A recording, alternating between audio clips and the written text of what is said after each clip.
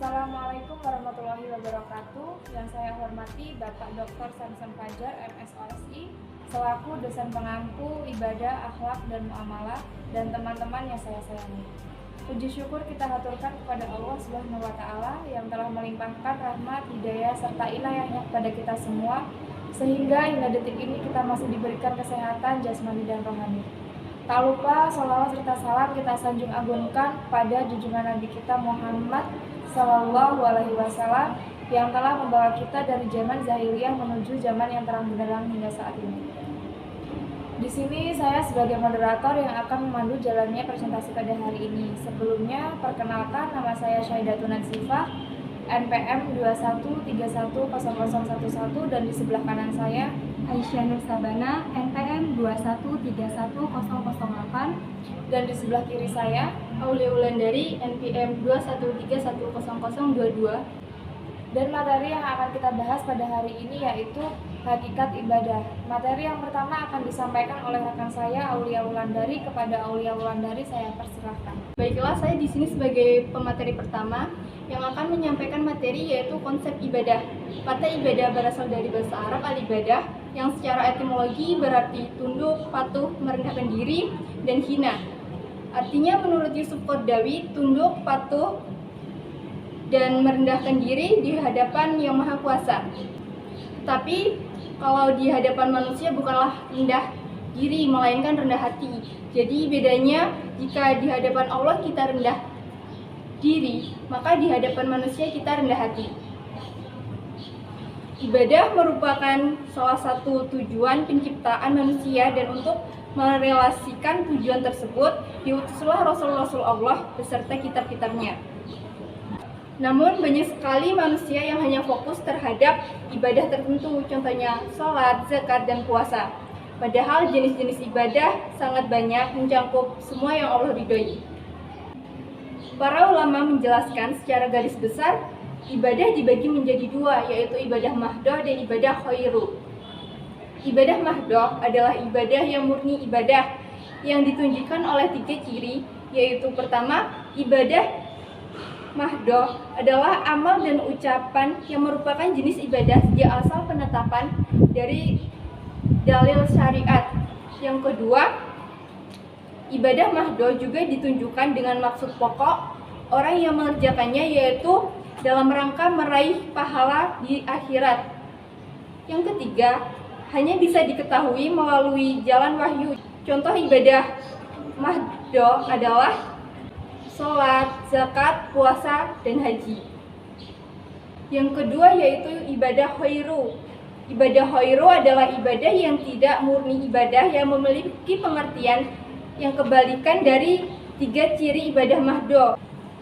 Contoh ibadah khairu meliputi sedekah, dakwah, tolong menolong, belajar, zikir, dan bekerja. Baiklah, materi selanjutnya akan disampaikan oleh rekan saya, Aisyah Nur Sabana. Kepadanya, saya persilahkan. Baik, terima kasih kepada Aulia Wulandari. Dan materi selanjutnya akan saya jelaskan tentang fungsi ibadah.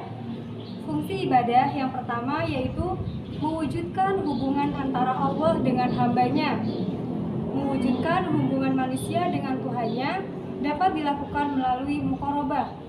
Muqarabah merupakan sifat yang selalu merasa diawasi, diperhatikan oleh Allah. Jadi dia akan selalu berusaha menyesuaikan segala perilaku dan perbuatannya. Orang yang beriman akan merasa dirinya selalu diawasi oleh Allah. Dia akan selalu berusaha menyesuaikan segala perilaku dan tindakannya dengan ketentuan Allah. Dengan sikap itu, seorang muslim tidak akan melupakan kewajiban untuk beribadah, bertaubat, serta menyandarkan segala kebutuhannya pada pertolongan Allah Subhanahu wa Ta'ala. Yang kedua, mendidik mental dan menjadikan manusia ingat akan kewajibannya. Dengan sikap ini, setiap manusia tidak akan lupa bahwa dia adalah anggota masyarakat yang mempunyai hak dan kewajiban untuk menerima dan memberi nasihat. Oleh karena itu, banyak ayat Al-Quran berbicara tentang fungsi ibadah. menyebutkan juga dampaknya terhadap kehidupan pribadi dan bermasyarakat. Yang ketiga yaitu melatih diri untuk disiplin. Melatih diri untuk disiplin adalah suatu kenyataan bahwa segala bentuk ibadah menuntut kita untuk berdisiplin. Kenyataannya itu dapat dilihat dengan jelas. Dalam pelaksanaan sholat, kita mulai dari berwudu, terus ketentuan sholat lainnya seperti ruku, sujud, dan yang lainnya. Itu sudah ada ketentuannya, jadi dari situ kita dapat belajar untuk disiplin. Yang keempat yaitu hikmah ibadah bagi manusia. Hikmah ibadah yang pertama yaitu tidak syirik. Seorang hamba yang sudah berketetapan hati untuk senantiasa beribadah akan dijauhkan oleh sifat syirik dan ia akan meninggalkan segala bentuk syirik. Ia telah mengetahui segala sifat-sifat yang dimilikinya adalah lebih besar dari segala yang ada, sehingga tidak ada wujud lain yang dapat mengunggulinya. Yang kedua yaitu memiliki ketakwaan. Ketakwaan yang dilandasi cinta timbul karena ibadah yang dilakukan manusia setelah merasakan kemurahan dan keindahannya. Muncullah dorongan untuk beribadah kepadanya. Sedangkan ketakwaan yang dilandasi rasa takut timbul karena manusia menjalankan ibadah dianggap sebagai suatu kewajiban, bukan kebutuhan. Yang ketiga yaitu terhindar dari maksiat.